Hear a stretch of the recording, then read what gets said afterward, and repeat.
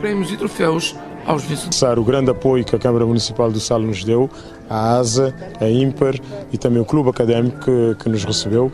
E, portanto, de facto, nós tivemos aqui um momento, uma hospitalidade extraordinária nesta ilha, que aliás é uma ilha que recebe gente de todo o lado, e como do Sal a ganhar troféus, portanto, já nota-se de facto um equilíbrio crescente. A presença dos patrocinadores, a entrega dos troféus. Maldini é o outro finalista sub-18, venceu David no primeiro set por 6-4, esteve a vencer o segundo por 5-2, mas o tenista de São Vicente deu uma reviravolta e ganhou o segundo por 7-5.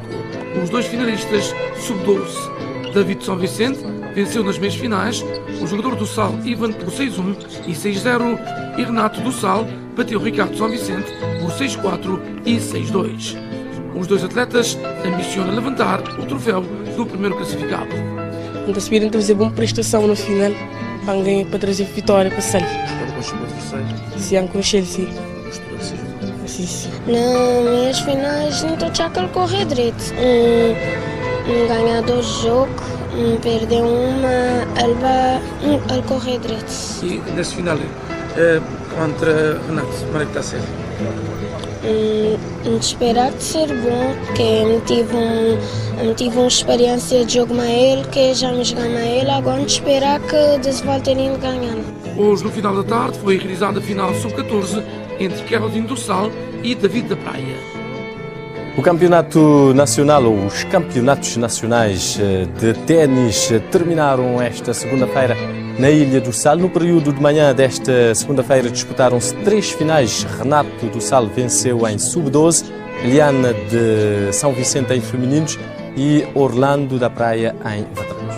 Hoje de manhã, entre Renato, representante do Sal, e David de São Vicente. No primeiro set, Renato esteve melhor e sempre à frente no score, de certa forma controlou tranquilamente o jogo. Acabou por ganhar a partida por 6-3. No segundo set, Renato Tavares veio ainda mais determinado e praticamente se eliminou David nesta partida, fechando o score em 6-3 e 6-0. Sim, o jogo correu bem. Mariado, mas foi um bom jogo, não gostei. Jogar direito, jogar mais ou menos, mas foi um bom jogo, não gostei.